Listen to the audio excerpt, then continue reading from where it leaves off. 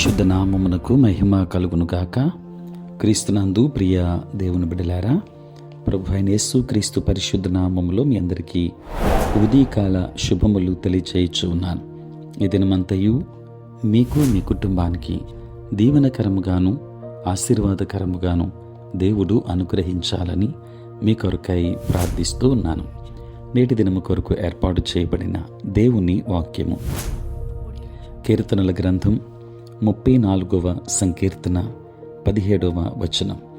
నీతిమంతులు మొర్రపెట్టగా యెహోవా ఆలకించును, వారి శ్రమలన్నిటిలో నుండి వారిని విడిపించును.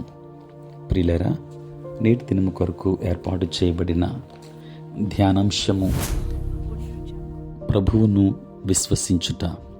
ప్రియులారా, క్రైస్తవులు ప్రభువు దీవెనలు పొందటానికి 5 భారములను ఆయనకు అప్పగించాలి.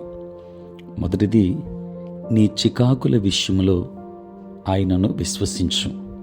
ప్రియులారా, సమస్య అను మాటకు బంధకములో ఉండడం లేక చికాకుగా ఉండడం అని అర్థం. కొన్నిసార్లు దావీదు వలె మనకు మనమే సమస్యలు కొని తెచ్చుకుంటాం. దేవుని చిత్తములోనే మనకు భద్రత ఉంటుంది. సౌలు దావీదుకు చేసినట్లు కొన్నిసార్లు ఇతరులు మనకు సమస్యలు సృష్టిస్తారు. కొన్నిసార్లు మనకు సమస్యలు అవసరమని దేవుడు ఎంచి వాటిని మనకు కలుగజేస్తాడు. ప్రియులారా, మనకు సమస్యలు ఎదురైనప్పుడు ఆయన సహాయం కొరకు మనం ప్రార్థించాలి. నీ చికాకులు తొలగునట్లు ప్రభువును విశ్వసించు. రెండవది, నీ భావాల విషయంలో ప్రభువును విశ్వసించు. ప్రియులారా, దావీదు తన పాపాన్ని బట్టి పశ్చాత్తాపపడ్డాడు. అతని హృదయం ముక్కలైంది. ఈ వైఖరిని దేవుడు అంగీకరిస్తాడు. విరిగిన హృదయము గల వారికి ఆయన ఆసన్నుడు అని వాక్యం సెలవిస్తోంది. కనుక పశ్చాత్తాపపు హృదయముతో మనము ప్రభు సన్నిధికి వచ్చినప్పుడు, మనము ఆయన సన్నిధిలో మన పాపములను ఒప్పుకున్నప్పుడు మన పాపములను ఆయన మన్నిస్తాడు.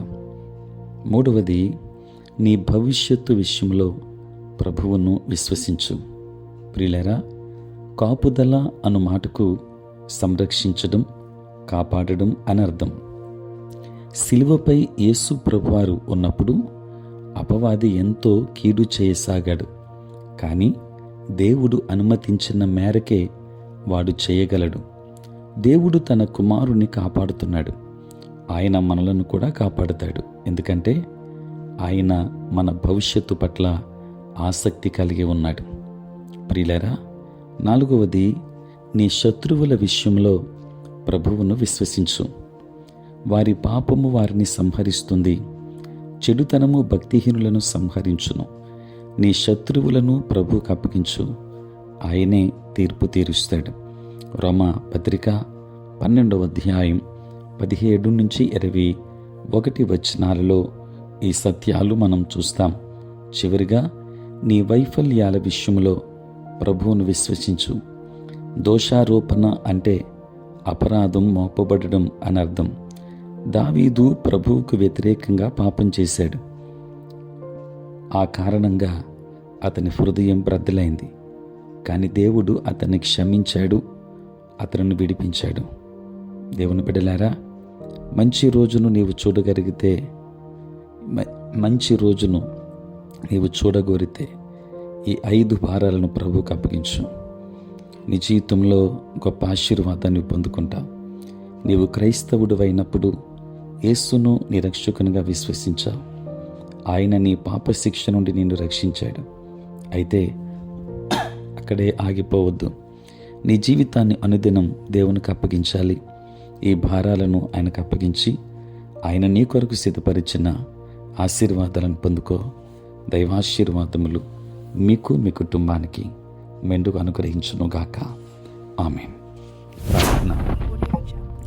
పరిశుద్ధుడైన తండ్రి, ప్రేమ కలిగిన ప్రభువా, నీకు వందనాలు. రాత్రంతయు కాపాడి సంరక్షించి సుఖనిద్రను మాకు దయచేసి మా జీవితంలో మరి ఒక నూతన దినాన్ని మేము చూడగలిగే భాగ్యం ప్రభువా మీరు మాకు అనుగ్రహించినందుకే స్తోత్రాలు. దేవా, ఈ దినమంతా కూడా మీ సన్నిధి మాతో ఉంచండి. మీ ప్రసన్నత మాకు దయచేయండి నాయన.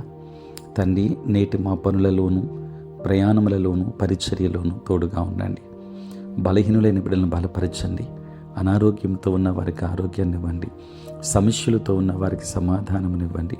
రక్షణ లేని వారికి రక్షణ భాగ్యాన్ని ఇవ్వండి. తండ్రి, ఉద్యోగస్తులు, వ్యాపారస్తులు, ప్రభు, కష్టపడి పని చేసుకుంటున్న బిడ్డలందరినీ కూడా మీరు దీవించండి. చదువుకున్న బిడ్డలకు మీరు తోడుగా ఉండి మీ జ్ఞానమును వారికి అనుగ్రహించండి. ఈ దిన దీవెనలతో ప్రభువా మమ్మల్ని అందరినీ కూడా నింపుమని నాయన నీ సన్నిధిలో ప్రార్థన చేస్తూ ఉన్నాను.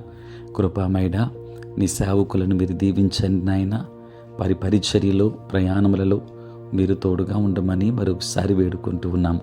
ప్రభువా, పుట్టినరోజు, పెళ్లి రోజు జరుపుకొనుచున్న బిడ్డలను దీవించి నూతన ఆశీర్వాదాలు మెండుగా వారికి అనుగ్రహించుమని, తండ్రి దిన దీవెనలతో మమ్మల్ని నింపమని యేసయ్య నామములో ప్రార్థించి వేడుకొనుచున్నాము తండ్రి.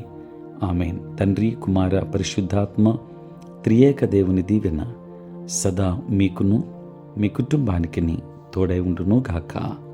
ఆమేన్.